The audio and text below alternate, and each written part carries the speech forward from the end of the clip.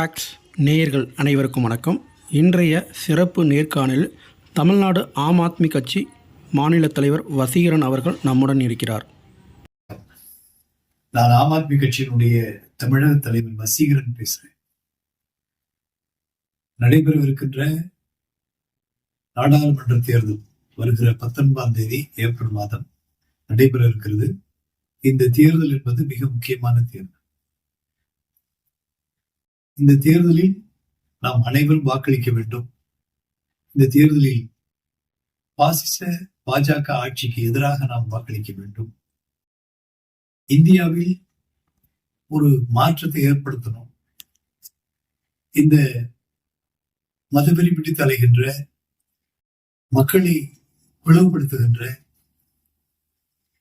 இந்திய பொருளாதாரத்தை உலக அரங்கில் தாழ்த்தி இருக்கின்ற, உலக அரங்கில் இந்தியாவை தலைகுனிய செய்த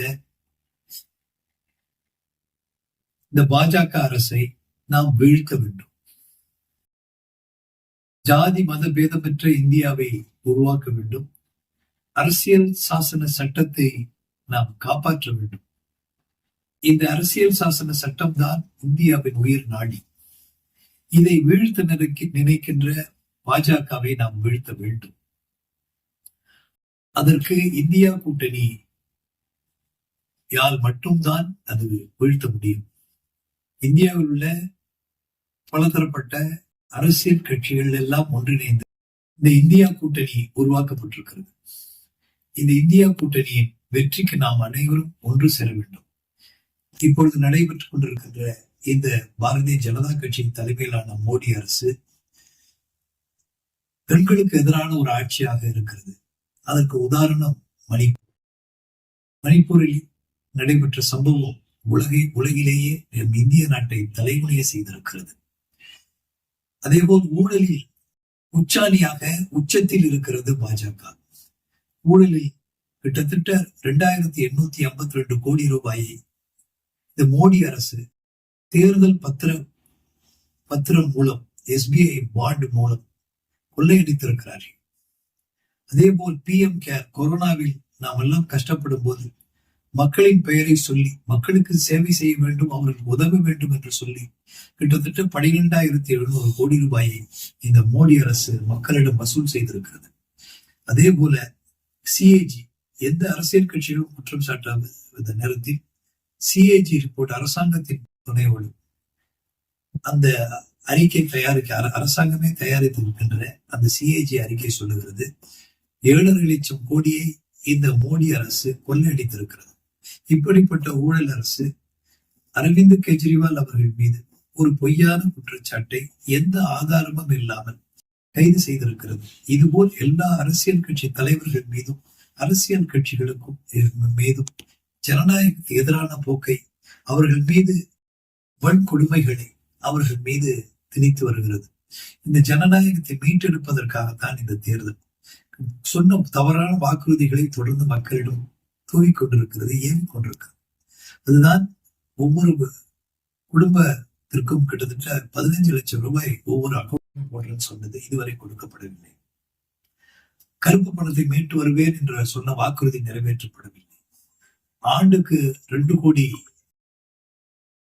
பேருக்கு வேலை தருவதாக அறிவிக்கப்பட்டது. பிஜேபி வாக்குறுதி கொடுத்தது. இதுநாள் வரை அது கொடுக்கப்படல.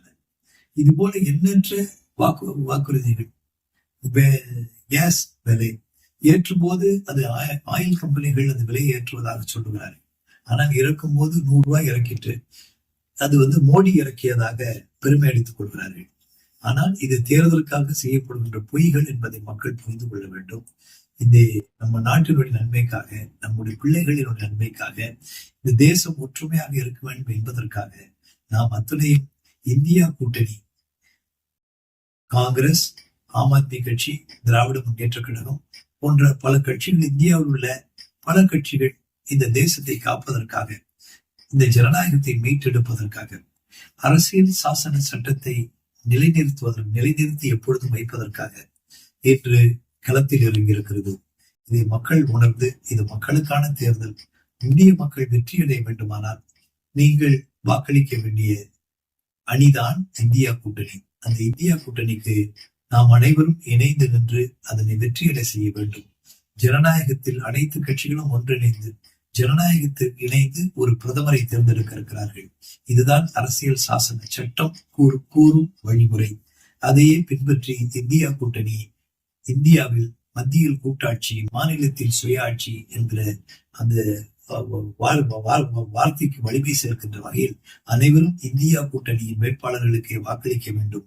பாசிச பாஜக, சர்வாதிகார பாஜக கூட்டணியை மீண்டும் வீழ்த்த வேண்டிய கட்டாயத்தில் நாம் இருக்கிறோம்.